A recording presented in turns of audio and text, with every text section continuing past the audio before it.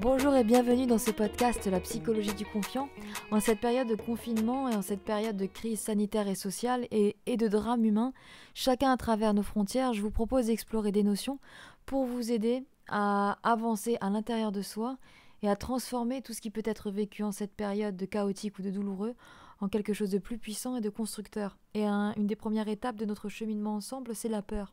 Parce qu'effectivement, la peur est un très grand inhibiteur de capacité, inhibiteur de potentiel, et c'est quelque chose qui nous rend tous stagnants et qui nous immobilise dans des situations qu'on ne voudrait pas voir.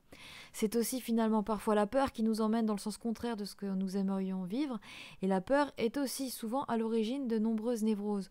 Donc c'est très important d'y voir plus clair dans cette émotion qu'on peut éviter une fois qu'on travaille dessus et qu'on la transforme.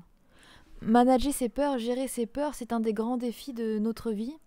Et en fait, arriver sur la Terre et accepter l'existence humaine, c'est accepter qu'on risque d'avoir peur, qu'on va être en colère, qu'on va traverser des périodes d'épreuves, des périodes de grande anxiété, et que si vous y restez immobile à simplement l'accepter sans le transformer, finalement vous allez vous construire un monde référentiel de mal-être, d'angoisse et de peur justement. Alors que si maintenant vous explorez vos peurs pour les transformer, vous avez de grandes chances que ça vous donne une espèce de force mentale à toute épreuve. Dans ma vie, j'ai eu l'occasion de passer du temps dans les soins palliatifs et de voir à quel point, dans cet environnement où on connecte celui qui est malade à la mort, eh bien finalement, parfois il se laisse aller à la mort alors qu'il est encore en vie. Et il y a une grande différence entre celui qui est suivi par exemple par un médecin qui lui donne confiance, qui lui connecte à la vie, qui lui connecte au fait qu'à partir du moment où il est en train de respirer, eh bien encore il a du temps devant lui, que celui ou celle qui, dans ses soins palliatifs, n'est pas entouré, n'est pas accompagné et n'a pas en lui encore les outils pour arriver à rester arrimé à la vie. Et ce qui fait la différence entre les uns et les autres à maladie égale, c'est quand même et toujours une forme de rapport à soi, de psychologie et de mental qui permet de toujours s'arrimer à l'espace le plus rassurant en soi. Je dirais que la question de la peur, c'est aussi la question de la mémoire. C'est que nous sommes des êtres de mémoire et que le cerveau connaît très bien le sens de la douleur et le sens des peurs. Et donc, depuis votre arrivée sur la Terre, et puis même avant par rapport à l'histoire de vos parents, grands-parents et aïeux, vous avez connecté à l'intérieur de vous de nombreux espaces de peur, comme de réussite, comme de joie, comme d'anxiété, et ainsi de suite. Et donc, si pour une personne, par exemple, le changement est synonyme de grande anxiété parce que divers traumas sur son arbre généalogique ou dans sa vie, eh bien, quand elle va rencontrer une phase de changement, elle va pas se dire qu'elle est dans quelque chose d'une transition qui peut l'amener au-dessus de là où elle est aujourd'hui. Elle va avoir cette sensation de peur, de crainte et donc d'immobilisme. À cet instant-là, il est très important d'arriver à travailler sur soi et d'être des sujets décideurs de sa propre vie. Décider effectivement de ce qu'on est en train de vouloir vivre, de ce qu'on est en train de voir et de ce qu'on est en train de ressentir.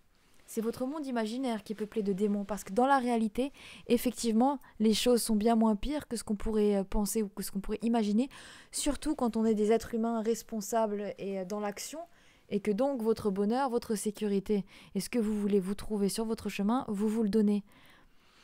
Il y a une notion très importante pour lutter face à ces peurs, c'est la notion du savoir. Parce que c'est souvent ce que l'on ignore qui nous fait peur, c'est souvent ce que l'on ne connaît pas de soi ou ce que l'on ne connaît pas des autres, ou ce que l'on ne connaît pas de son corps qui devient une source anxieuse.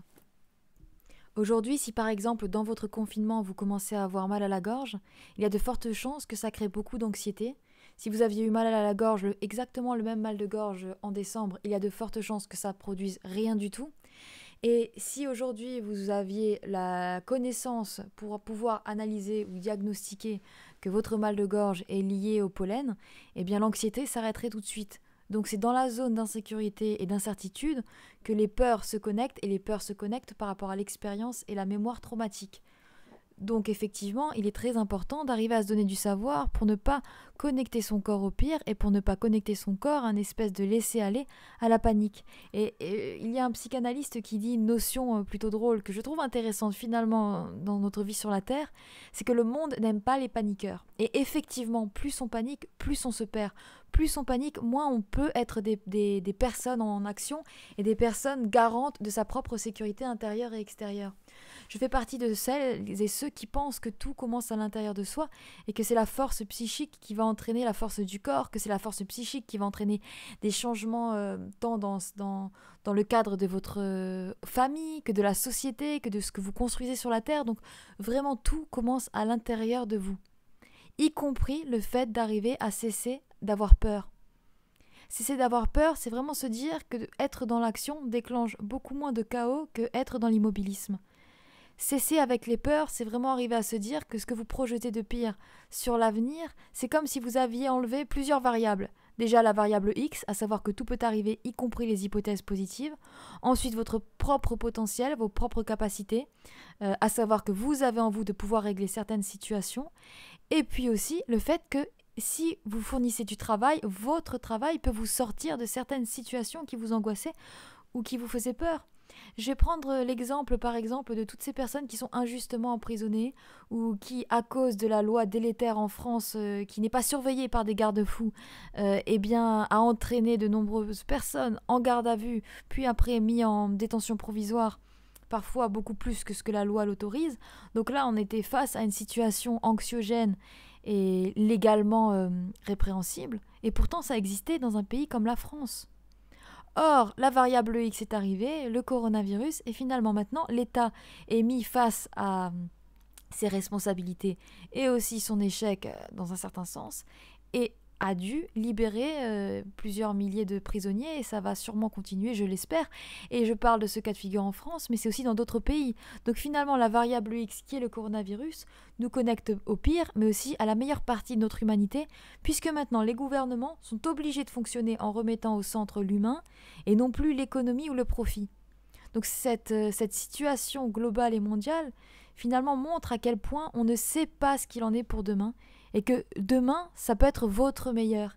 Et quand vous envisagez toujours le pire, ça a quand même un rapport avec l'anxiété. Parce que quand on a peur et quand on est anxieux, on cherche désespérément à se raccrocher à de la maîtrise. Et ce que l'être humain trouve souvent comme maîtrise, mais c'est une forme de névrose, c'est de tenter d'envisager le pire pour ne pas être surpris par le pire. Tenter de s'habituer au malheur qui pourrait arriver pour ne pas être prisonnier d'un malheur qui pourrait arriver demain. Or, ce qu'on déclenche en fait, c'est une prison qui se met en place bien plus tôt que ce que ça aurait pu être dans votre vie, et parfois c'est l'unique prison que vous allez rencontrer, celle de vos peurs, parce que rien de dramatique va vous arriver. Vous ne pourrez pas éviter vos épreuves, vous ne pourrez pas éviter ce qui est sur le chemin de votre destin, par contre vous pouvez éviter la peur. Vous pouvez éviter la peur déjà avec une notion et un concept universel. Nous avons en nous un appareil psychique qui peut tout affronter. L'être humain peut tout affronter, peut tout traverser, et avec la notion d'effort, il peut en ressortir, parce qu'on est un être de symboles. Nous sommes des êtres qui transformons par le sens que nous donnons à ce que nous avons traversé, par la symbolique que nous donnons à nos combats, à nos batailles. Donc les épreuves parsèment le chemin, mais les épreuves sont aussi le chemin que prend votre vie, votre existence et votre psychisme pour devenir de plus en plus soi-même. Les personnes très éveillées ou les personnes que vous allez rencontrer sur votre route qui ont souvent un discours très juste, si vous regardez leur chemin, c'est souvent des personnes qui ont connu justement des situations compliquées et qui en sont ressorties. Donc il ne faut pas avoir peur, effectivement, de rencontrer le compliqué, de rencontrer le dramatique, parce que vous avez en vous un potentiel pour pouvoir les transformer, et que toute épreuve, tout instant dramatique, tout instant qui suscite la peur est un instant ponctuel. C'est quand on met le curseur sur un instant T qu'on pourrait se dire à ce moment-là j'ai vraiment eu peur, à ce moment-là j'ai cru que j'allais mourir, à ce moment-là j'ai pensé que j'allais tout perdre, à ce moment-là j'ai pensé qu'économiquement parlant mon entreprise ne résisterait pas, à ce moment-là j'ai cru que j'allais me faire licencier, à ce moment-là j'ai cru que je n'aurais pas assez d'argent pour continuer après la crise.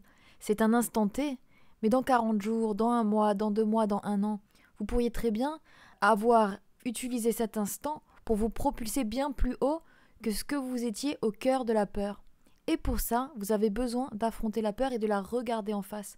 Vous avez besoin de regarder dans cette peur, comme quand on lit un livre, les éléments qui sont de l'ordre du factuel, la société, le contexte, le virus qui est en train de changer, votre santé, et les éléments qui sont de l'ordre de l'imaginaire, votre rapport à la mort, votre anxiété par rapport à la mort, votre anxiété par rapport à l'argent, votre anxiété par rapport à l'économie. Il faut faire un tri, et tout ce qui a à voir avec des éléments imaginaire ou de votre monde traumatique, il faut travailler dessus.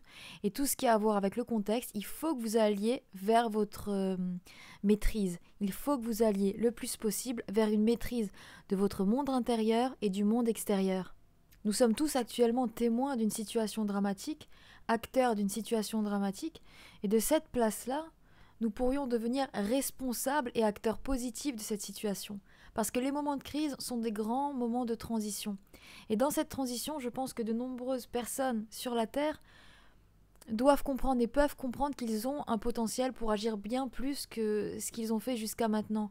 Jusqu'à maintenant, on a parfois des dirigeants qui n'ont pas les pieds sur le terrain, on a parfois des dirigeants qui n'ont aucun rapport avec ce qui se vit vraiment à l'intérieur du monde hospitalier, à l'intérieur du monde médical, et on est arrivé à de grandes dérives. Mais si chacun d'entre vous, justement, vous mettez à profit les capacités que vous avez, le savoir que vous avez, et que vous osez effectivement le transmettre, en parler, le véhiculer, prendre place dans la société, si de goutte d'eau en goutte d'eau, chaque personne qui a une part de lumière, une part de savoir et une part de positivité dans ce monde commence à la mettre à profit justement de manière globale, eh bien on va rentrer dans une ère qui a de fortes chances d'être beaucoup plus positive. Mais là aussi, ça va vous demander de dépasser vos peurs. Parce que certains, ils ne prennent pas parole, ou ils ne se mettent pas à prendre part au débat de la société, ou ils ne se mettent pas à écrire par peur d'eux-mêmes, par peur de ce qu'ils sont, par peur de ce qu'ils croient ne pas être, et tout ça a à voir avec déjà un mauvais miroir de soi, mais aussi une trop faible estime du pouvoir et de la capacité qu'ils ont. Donc ce sera l'objet d'un autre podcast, mais il est très important effectivement d'arriver aussi à aller au-delà des peurs qu'on a par rapport à soi et sa propre identité pour devenir un moi très confiant qui crée des choses positives pour soi comme pour l'autre. Il faut toujours arriver à son petit bout de pouvoir et à partir de ce petit bout de pouvoir, agir dans la société, agir pour soi et agir pour l'autre. Et chacun de vous, je pense que cette période de confinement pourrait être un temps pour voir comment vous avez envie de continuer la suite de votre vie en vous débarrassant d'anciennes peurs et en luttant par rapport à tout ce qui pourrait arriver devant vous pour devenir petit à petit l'être humain que vous avez en vous de devenir.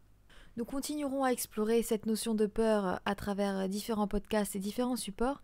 D'ici là, dans vos frontières, dans ce confinement et cette période très étrange que l'existence traverse, prenez bien soin de vous, prenez soin de votre espace intérieur et n'oubliez pas que la première liberté, elle est intérieure et que celle-là, nul autre que vous n'a de pouvoir dessus.